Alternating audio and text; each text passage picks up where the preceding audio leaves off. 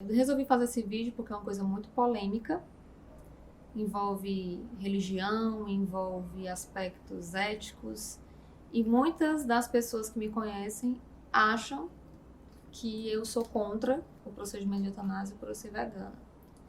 Então eu resolvi fazer um vídeo hoje sobre eutanásia com vocês. Vamos lá?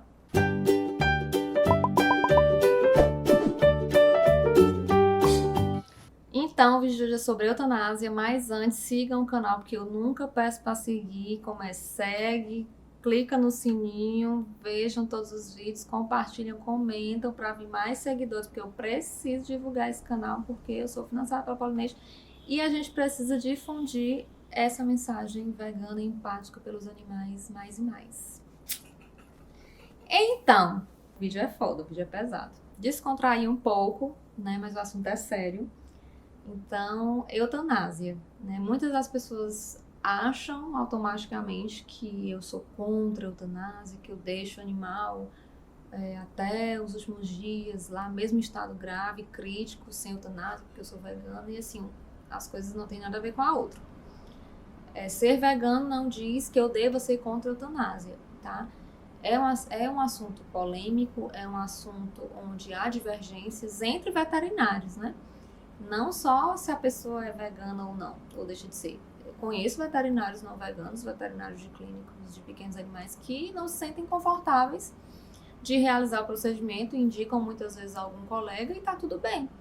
A gente tem que ter preparo emocional para desenvolver a atividade e o procedimento. Então tá tudo bem se você não se sente à vontade e se você não concorda com a eutanásia de animais. E por definição, a eutanásia, ela é uma morte induzida, né? Mas é um evento sem dor e sem sofrimento. Então, por teoria e por definição, a eutanásia é uma morte sem dor física, dor é aquilo, né? De não causar dor física e sem sofrimento, sem estresse, sem o sofrimento, sem aquela angústia de estar no momento ali sem pânico. Então, a gente tem que cuidar desse procedimento com relação a esses dois fatores. E pode ser que pessoas religiosas sejam contra, porque realmente, né, tem os fatores espirituais, e eu não vou entrar nesse contexto, vou falar da minha experiência e do que eu encaro de eutanásia. Então, sendo a eutanásia um procedimento sem dor e sofrimento do animal, a gente tem aí duas responsabilidades: não causar dor física, então tem que ser um procedimento que o animal esteja anestesiado, anestesia geral, e não causar sofrimento.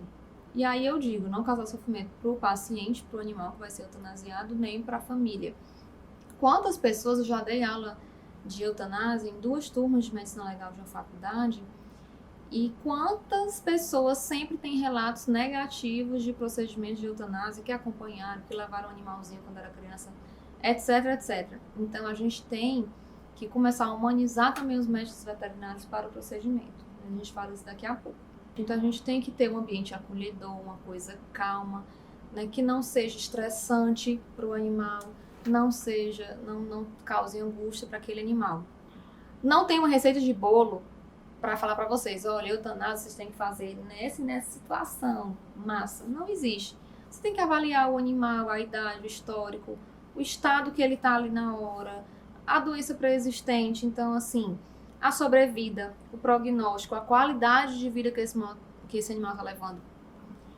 Hoje em dia já existe escalas de qualidade de vida que você pode quantificar a qualidade de vida do animal. E tem alguns fatores que você pode avaliar, como dor, fome, hidratação, higiene. Enfim, tem vários fatores nessas escalas para você ir tentando quantificar o quanto aquele animal tem qualidade de vida ou não tem. Claro que isso não quer dizer que seja uma sentença, né? 5 tem que eutanasiar, 7 ainda... Não é isso.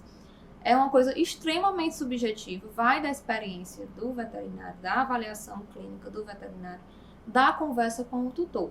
Dentro desse contexto que a gente tenta filtrar uma justificativa plausível para realizar a eutanásia sem dor e sem sofrimento, porque o animal vai ser beneficiado, porque é um quadro muito avançado, porque ele não tem mais jeito, né, que as pessoas falam muito.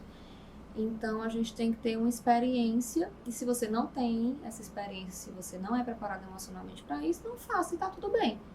Né? Aí você vai, né, e amadurecendo esse aspecto com o tempo. Eu tinha muito medo, né, de ver um animal morrendo, de fazer uma eutanásia, mas eu fui vendo certas coisas, eu fui me preocupando com a dor do animal, eu fui me preocupando com os protocolos anestésicos nesse momento e fui vendo algumas situações onde não tinha outro caminho. Então eu fui crescendo e não naturalizar e desensibilizar o caminho, mas você tentar ter o equilíbrio para conseguir não paralisar, que é importante, né? Também não paralisando as coisas e ficar sem ação. Então, a gente tem um dilema ético muito importante na eutanásia, porque é um procedimento, ok, de execução exclusiva do médico veterinário, então é uma responsabilidade no peso. Olha lá a síndrome de burnout. Então, é um dilema ético onde a gente tem a questão de eutanásia por conveniência. Ah, não quero mais, tá velho. Ah, não, quebrou a pata, eutanásia. Ah, tá com problema de pele, uma sarna assim, sabe? A pessoa, não quero mais, não, tô com problema de pele, vou pegar coceira, não quero, vou eutanasiar. Então, essas eutanásias banais que as pessoas procuram veterinário para sacrificar, porque simplesmente querem se desfazer dos animais, ela é muito deletéria para a gente como profissional e a gente não precisa aceitar realizar esse procedimento se a gente não acha que seja para o bem do animal e que seja por motivos fúteis do próprio tutor. Então, não precisa concordar sempre com o pedido de eutanásia. Essa é a primeira lição. Então, a gente tem o dilema ético sobre zoonoses. Então, a gente tem anemia infecciosa equina, não é da minha área, mas estou só citando. Tem a questão, por exemplo, da leishmaniose, que é outro debate ético. É uma zoonose importante, o animal é reservatório, né, do protozoário, da leishmania, e tem uma série de questões sanitárias onde a eutanásia dos cães é uma medida sanitária. Existe tratamento, existe método de prevenção, então a gente foca muito nisso. E é um outro debate muito intenso e muito extenso e muito polêmico sobre essa questão de eutanásia de animais positivos para certas doenças que são zoonóticas, que passam para o humano. Então a gente tem que ter responsabilidade ao falar disso também. Não adianta chegar aqui e dizer o que eu penso, o que eu acho, porque eu também não posso ser irresponsável com questão de saúde pública, né? Então a gente tem que ter aí um freio para falar das coisas direitinho. A questão de animais agressivos. Tem um animal que morde todo mundo, que não dá certo. Então, assim, procurar sempre a eutanásia como método de resolver aquilo. Então tem a questão da psiquiatria, do comportamento animal, né, dessa questão de trabalhar esse animal e de apenas conviver com essa característica dele, mantendo ele isolado de outros animais, enfim, manejar esse animal do jeito que ele é, até que se chegue nessa questão dessa ideia e dessa decisão de eutanásia. Eu nunca realizei eutanásia por conta desse motivo, e sendo só esse motivo, mas é um dilema muito complicado. Imagina um animal saudável, jovem, e ter que ser eutanasiado porque ele é agressivo. Então, imagina você estando na pele do profissional, que é empático, que não é mecânico e que se importa. A gente tem que evitar mecanizar a eutanásia. Esse vídeo não é pra gente mecanizar, mas é pra gente debater de uma forma que a eutanásia se torne um procedimento sem tabu e que seja feito da melhor forma possível quando for feito. A gente tem também essa questão de desistência de animais idosos hoje, aí eu digo por experiência própria. É um fator preocupante, porque é o que está sendo a nova, digamos assim, eutanásia por conveniência, porque o animal vai ficando cardíaco, a pessoa não quer mais, tá velho, tá ficando cego, não vou eutanasiar porque tá velho, coitado, vai morrer. Então, assim, essa parte de acompanhar o animal idoso e ter um check-up, ter a manutenção desses animais para essas doenças crônicas deles ainda é muito distante. A gente avançou em algumas regiões, em algumas partes da cidade sobre isso, mas em maioria as pessoas não cuidam. O animal é hipertenso, o animal é diabético, o animal tem glaucoma. Não, vai deixando e, não, tá velho, acho que vou logo matar para ele não sofrer. Então, eu vejo muito isso. Quando chega animalzinho doentinho, porque vomitou, mas já tem ali 12 anos, 13, é batata. A maioria dos tutores pergunta, doutora, eu não quero que ele sofra, será que não é melhor eu sacrificar, que as pessoas usam ainda esse termo? Então, hoje em dia, na minha rotina, é muito comum animal idoso doente, as pessoas já querem de primeira já eutanasiar, os tutores mesmo. Aí você vai conversar, que olha, vamos tratar, vamos ver, toda doença é tratável, dependendo, né, do quadro do animal. Então, nem sempre você tem que atender o pedido do tutor. É uma coisa que é conversada e você tem que ter o juízo clínico daquela situação. Isso aqui, pronto. O que a gente tem que fortalecer na veterinária é uma medicina, né? Uma medicina de cuidado paliativo. Meu animal é cardíaco, ele vai ser manejado para aquela doença cardíaca, doença renal, diabetes, o que for, doença articular, que causa muita dor. Então, assim, o controle de dor na medicina veterinária, agora que a gente tem estudos melhores, escalas, a gente está falando disso na medicina veterinária agora, de controlar a dor, de cuidar da dor do animal. Então, muitas vezes aquele animal não come, tá ali quietinho no canto parado porque é idoso, porque tá morrendo de dor nas articulações. E aí a pessoa quer logo eutanasiar porque tá sofrendo. E muitas vezes o animal precisa de remédio para dor. Então, a gente tem que ter todo esse cuidado clínico, de cuidado paliativo, de tentar dar conforto para aquele animal ter uma qualidade de vida até o ponto que ele envelheça e tenha uma morte natural, ou chegue num ponto muito crítico que a gente precisa intervir, talvez, com a eutanásia. Talvez. Né? Então, cada caso vai ser um caso. E outra coisa importante, por que a gente não fala de eutanásia? Porque a gente não estuda eutanásia, porque termina ficando solta na graduação.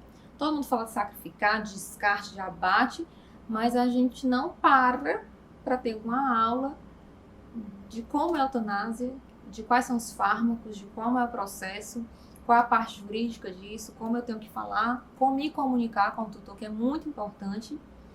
Se o tutor não entende que eutanásia é que vai ser a morte do animal, eu tenho que falar, olha, é a morte, vai ser um medicamentozinho anestésico, depois a gente vai fazer um medicamentozinho para parar o coração, então ele vai realmente falecer.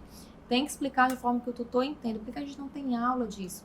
A gente neutraliza essa discussão, a gente se dessensibiliza, a gente termina aprendendo o procedimento na rotina, nos estágios, e fica por isso mesmo. Então, há um despreparo do veterinário, como eu falei no início. Quantas pessoas já têm uma experiência negativa de outras eutanásias que levou quando era criança, ou o seu próprio animal, enfim, ou que assistiu estagiando e gerou um trauma, e aí a pessoa fica aversa ao procedimento, porque não, o animal vai sofrer mais, Deus me livre. Então, a gente precisa falar disso na faculdade, a gente precisa preparar o médico veterinário emocionalmente, tecnicamente, e para se comunicar também com o tutor. Então, a gente tem uma lacuna, né, desse aspecto para discussão dentro de graduação, como aluno. A gente vai aprendendo no automático, e tudo que é no automático a gente mecaniza, a gente se dessensibiliza, a gente vai fazendo de qualquer jeito. Então, existe guidelines de eutanásia, existem vários materiais, mas a gente tem que terminar que tem que procurar só e tem que se preocupar com isso sozinho. Então, é um tema muito rico de várias informações e que a gente deixa passar na graduação. E eu acredito que na maioria das faculdades não é essa discussão. Porque isso que eu estou falando eu já tirei de artigos, né? Que a gente não fala disso na faculdade de veterinária. Não é uma coisa particular da minha faculdade, mas da medicina veterinária como um todo. A gente precisa voltar e acolher esse tema nas disciplinas de ética, de deontologia, de anestesia, né? Porque é um procedimento anestésico, em suma, tem que ser anestesiado, então a gente tem que entender disso, para que a gente possa amadurecer e possa, quando precisar desse procedimento, realizar da melhor forma possível, sem mecanizar, sem virar linha de produção de eutanásia para tudo. Né? Não é essa a proposta de ser médico veterinário, né? É aquela questão, o médico veterinário só vai procurar para matar. A gente tem que sair desse automático de procurar, quando o tutor vai procurar um veterinário, é sempre só ali quando o animal já não tem mais muita saída clínica. Gente, então, a gente sabe que o assunto é polêmico, que não existe uma forma de visualizar esse ponto. Eu não quero tocar na ferida de ninguém, eu não quero polemizar, mas é um assunto que eu senti dificuldade na graduação e na minha vida pós-formada. A gente, como médico veterinário, sempre em qualquer plantão, sempre em atendimento clínico, vai chegar essa demanda para a gente. Então, eu espero ter contribuído de alguma forma, né? E não existe uma resposta, e total respeito para quem não concorda, para quem acha que jamais fazer eutanásia em animais. Cada um tem tem o seu perfil e suas crenças, mas é um procedimento que é permitido, né, na veterinária e que muitas vezes a gente precisa realizar em alguma situação de sofrimento intenso e que a maioria das vezes a gente não tem o preparo necessário. Essa é a minha mensagem. A gente precisa se preparar, a gente precisa entender direito do procedimento, de todas as nuances que envolvam, para a gente não estar mecanizando as coisas também. Eu espero ter contribuído. Quem quiser material, quiser ler um pouco das coisas que eu falei aqui, tem muito artigo, tem muito guideline sobre eutanásia, eu posso mandar por e-mail. O meu e-mail sempre fica na descrição dos vídeos aqui, vocês podem entrar em contato. Então é isso, até o próximo vídeo.